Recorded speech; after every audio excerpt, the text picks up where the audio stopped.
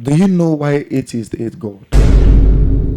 Have you ever seen one before? Do you know that some of them used to serve God? Some of them used to be Christians. Have you seen the movie 30 Days? What have I done to offend you? That you are hell-bent on giving me no reprieve in life. God is not fair to me, I swear. You can't just throw in the towel. You want me to be a lab rat? You must be here for the cleaning job. Do I look like a beggar to you? People come, I'm dying. I have cancer. How much time do you have? Have you seen that movie? Definitely, I've seen the movie. It's very, very interesting and educative. Well, in this movie, I saw another perspective to the depth of why atheists hate God. How they degenerate into atheists. Why they think the way they think. I believe that while watching the movie, you learned a lot of lessons from there. Sure. I actually learned a lot. And I'm even advising our viewers to go back and watch that movie so that they can learn many things in the video. Yes, the video is still on YouTube. The link to the video is in the description box. So just go there for easy access, click on the link, and right there, you'll be at the channel where the movie is streaming. Yeah. But for the sake of this session, Yes, sir. can you share with us the lesson you take away from the movie? From the movie, I've learned a lot. And I'll be sharing few of what I've actually learned from it. So the first thing I'll be saying is that if you check that movie very well, you see that Edison has a project tag Bio 2030. And that Bio 2030, the mission was that he wants to give light to community. The first thing that I denote from it is that he wants to give light to the community. Meanwhile, himself, he does not have that light. And this is how many of us we are living our life. We want to give what we don't have. But some people can argue what you are saying now. Because the light a son wants to give is electricity light. And then for him to want to give that, he has gone to school, he has done masters, he has gotten the knowledge for that.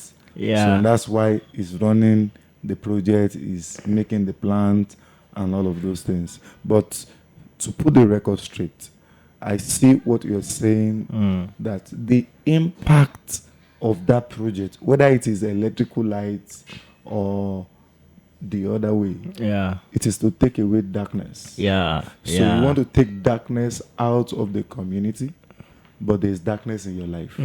That's an irony. Exactly. Yeah, I just wanted to chip that in. Thank you for that observation, sir. Yeah. Thank you so much. Now, another thing that I also want to talk about there is that it is the motive behind everything that we are doing. Why believers are different from unbelievers is that no matter what we are doing as a believer, what we are doing must always glorify God. If you check that movie very well, you see that he was actually taking the glory to himself. Like people that are looking at him from outside was thinking that he want to make impact to the community, but his own intention was that I'm done giving light to these people. In everything we do, we will always submit it. We subject what we are doing under the glory of God. Our project might be for the good of the people, but all this while you've been taking the glory to yourself. Because I made it happen. I, Kayode, made it all happen. At this point, from what the movie says, Yes, sir. light is no more a Christian. At that point of him wanting to give light to the community, he was an atheist. It was not verbally mentioned, but his approach, his attitude, his reaction towards God and God things, not being able to say thank you. He could not say amen. Yes, exactly. When you pray, you say thank you. That's very funny. But you have said it all. that the difference between a believer and an unbeliever is that a believer does things to glorify God. But this guy, a son, does his thing to glorify himself. So he's standing in the position of God. He's standing in the position of God. Yeah. I remember the time he was asking his friend, must you give credit to God Yeah. for every good thing? Exactly. I think his own type of atheist is even conditional. You know that there is a God, but he's fighting him. Yeah. Meanwhile, there are some atheists that will argue that there is no that God. there is God.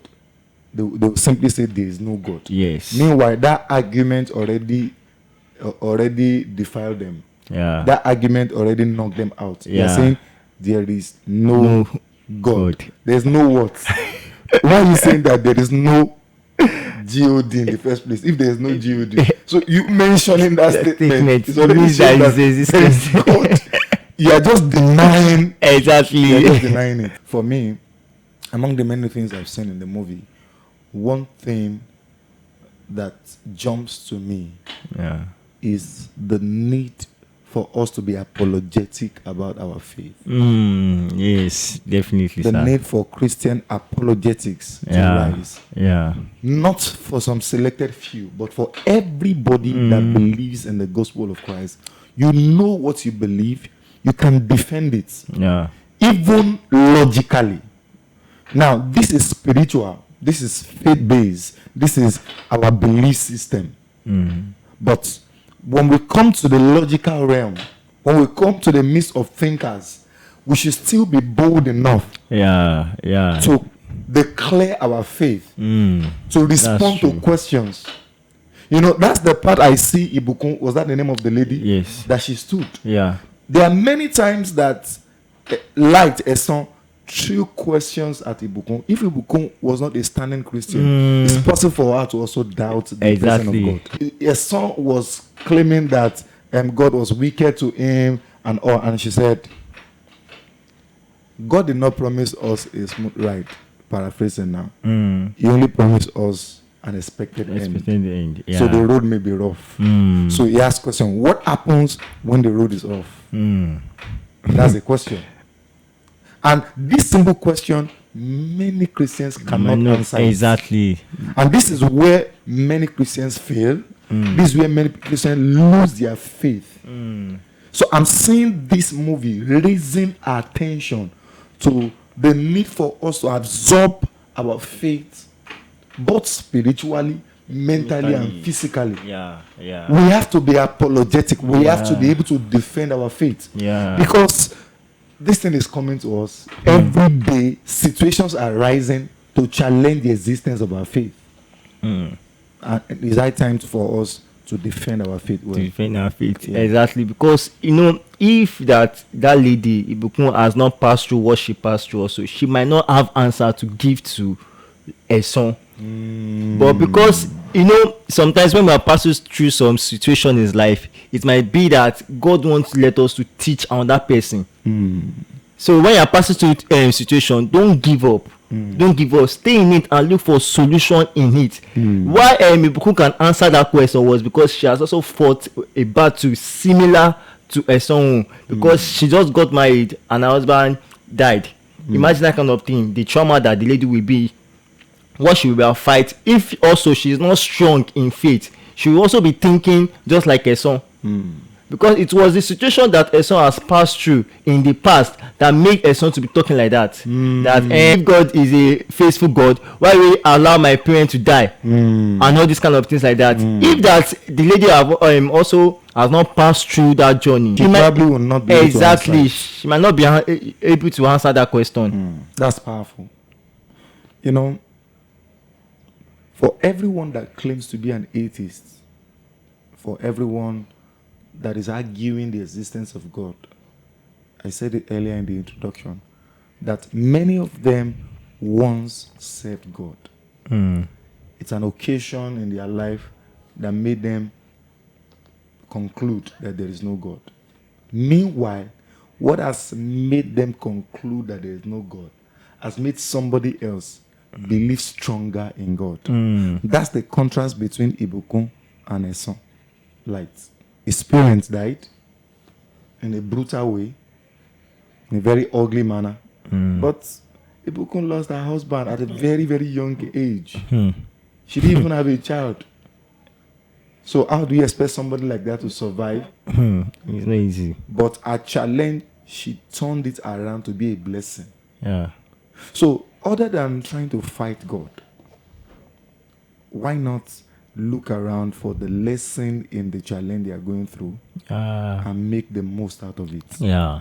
Why not be like Ibukun, that she used her challenge to be a point of blessing Yeah.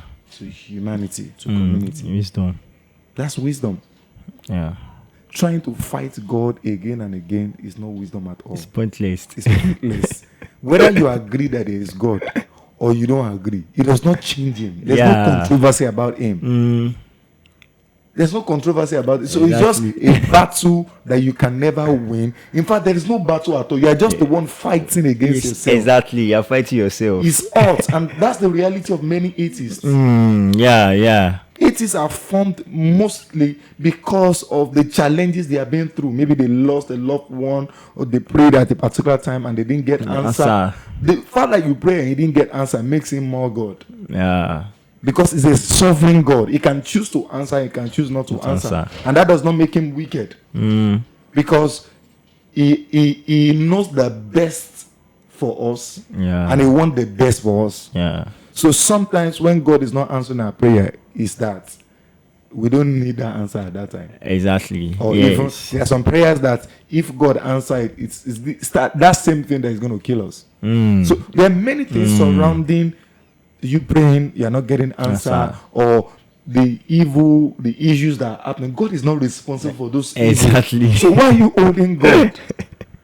That's a very strong point. And for me, this movie is addressing this part of faith. Yeah. Another point that I'm taking away from this movie is that all the problems that we complain about in our nation, some people are living on it.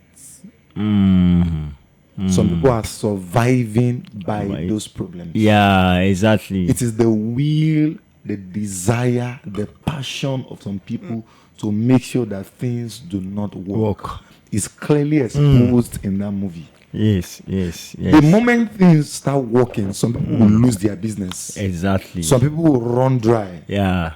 In their mind. Meanwhile, if they have the right mindset,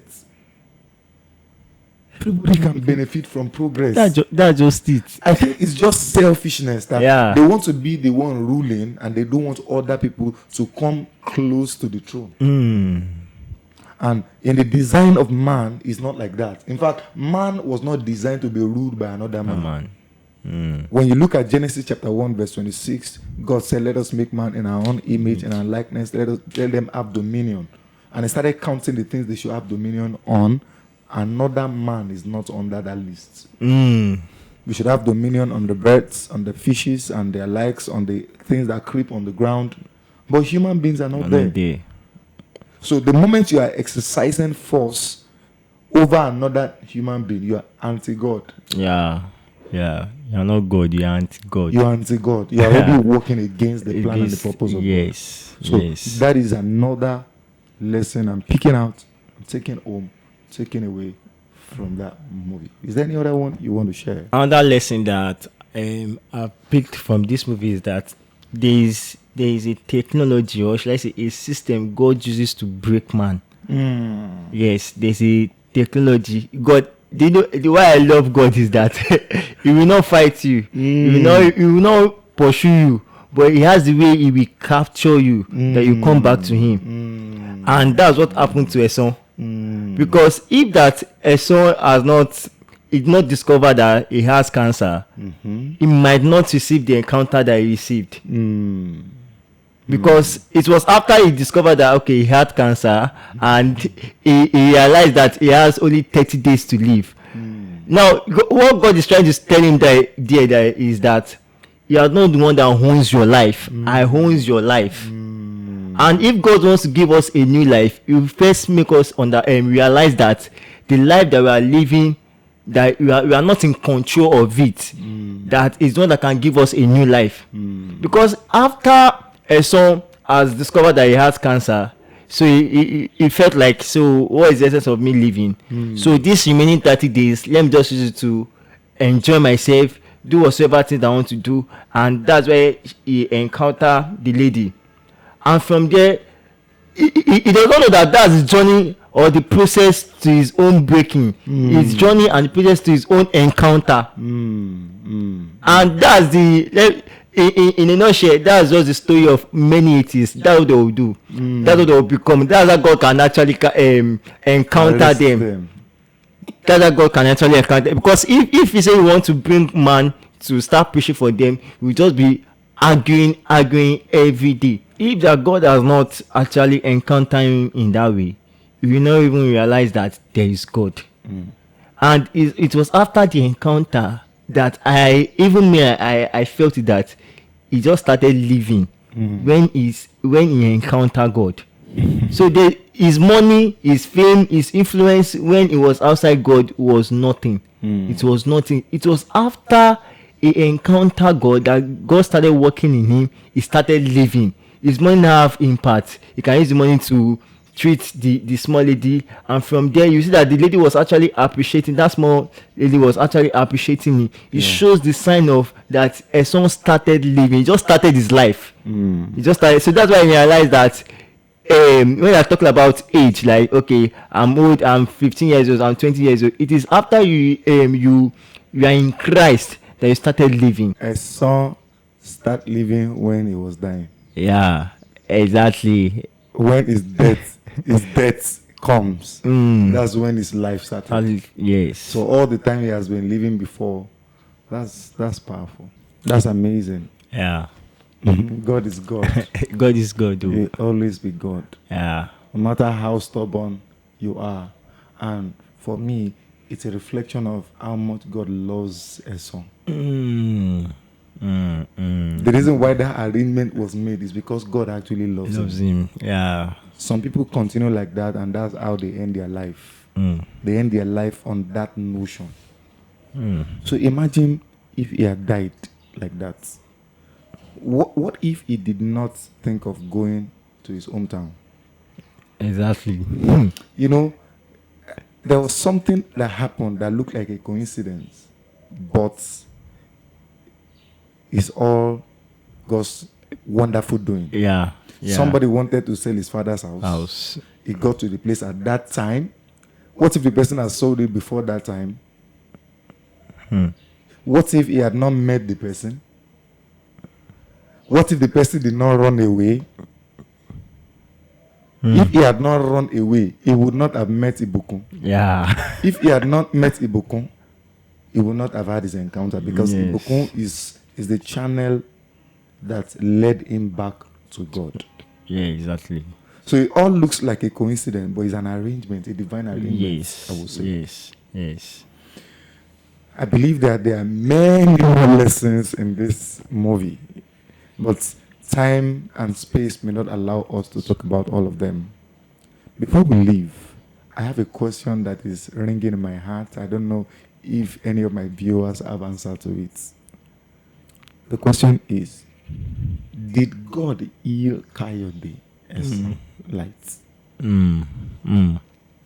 That's tough. Did God heal him from cancer?